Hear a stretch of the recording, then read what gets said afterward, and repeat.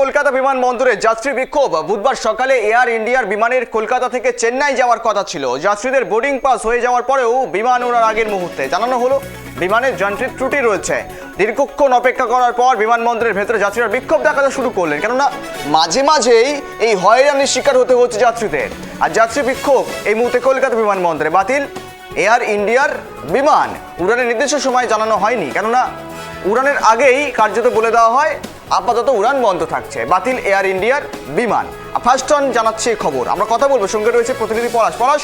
কলকাতা বিমানবন্দরে এই দীর্ঘ বলা যেতে পারে বেশ কয়েকদিনের সমস্যা দেখা যাচ্ছে এবং সেখান থেকে কলকাতা বিমানবন্দরে যাত্রীদের বিক্ষোভ চলছে এই মুহূর্তে, কি জানা যাচ্ছে? আর দেখো, সকালই উড়ে যাওয়ার কথা ছিল কলকাতা বিমানবন্দর থেকে চেন্নাইয়ের উদ্দেশ্যে IX 1254 নম্বরের বিমানটি।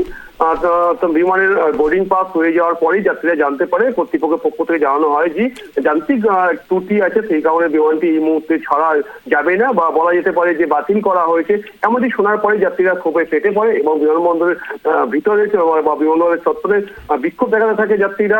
কর্তৃপক্ষ তার সদস্য দিতে পারে না, দীর্ঘক্ষণ ধরে সেই বিক্ষোভ চলছে। এখনো পর্যন্ত যে এয়ার ইন্ডিয়ার যে এয়ারলাইন্স আছে বা কর্তৃপক্ষ আছে, তারা এখনো পর্যন্ত জানাতে পারেনি যে বিমান কখন উড়ে যাবে বা আদৌ বিমান দেওয়া হবে কিনা, বিকল্প কোনো ব্যবস্থা করা হবে কিনা, এখনো পর্যন্ত জানানো হয়নি। গৌরব, দেখো, এই যে দীর্ঘক্ষণ অপেক্ষায় রয়েছেন যাত্রীরা, মূলত টাকা বেশি খরচা করে মানুষ একটু রিল্যাক্সেশনের জন্য দ্রুত সময়ে পৌঁছে যাওয়ার জন্য ফ্লাইট ব্যবহার করো। সেখানে গিয়েও যদি হয়রানির শিকার হতে হয়, এয়ার ইন্ডিয়ার এই ধরনের যান্ত্রিক ত্রুটি বারংবার দেখা দিচ্ছে, সেখান থেকে বিমান কর্তৃপক্ষ যারা রয়েছেন তারা এই বিষয়টাকে ম্যানেজমেন্ট করার চেষ্টা করছেন, তাদের তরফ থেকে কি জানা যাচ্ছে?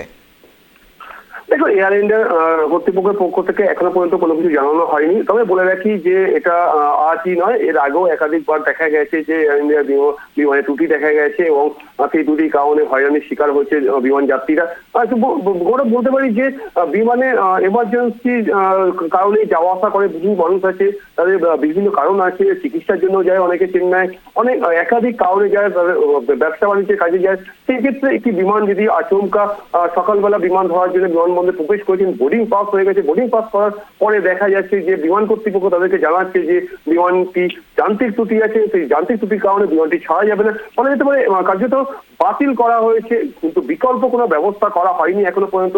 সেই কারণে ক্ষোভে ফেটে পড়েন বিমান যাত্রীরা এবং এয়ারপোর্ট চত্বরে বা বলা যেতে পারে এয়ারপোর্টের ভিতরে তারা বেশ কিছুক্ষণ ধরে বিক্ষোভ চালাচ্ছে। সেই বিক্ষোভ এখনো চলছে। এখনো পর্যন্ত এয়ার ইন্ডিয়ার কর্তৃপক্ষের পক্ষ থেকে জানানো হয়নি যে বিকল্প ব্যবস্থা করা হবে কিনা বা কখন করা হবে। দীর্ঘ সময় কেটে গিয়েছে বিমানবন্দর চত্বরের মধ্যে, তারা অপেক্ষা করছে। বলতে পারো যে তারা যারা বিমান যাত্রী তাদের মূলত কাজে ব্যাঘাত ঘটছে, দীর্ঘক্ষণ কলকাতা বিমানবন্দরের ভেতরে বসে রয়েছে, এমনটি ছবি উঠে আসছে। গৌরব, নজর রাখো। ধন্যবাদ পলাশ।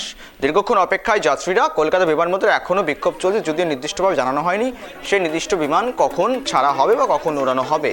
ওড়ানোর আগেই বাতিল হয়ে যায় এয়ার ইন্ডিয়ার এই একটি বিমান।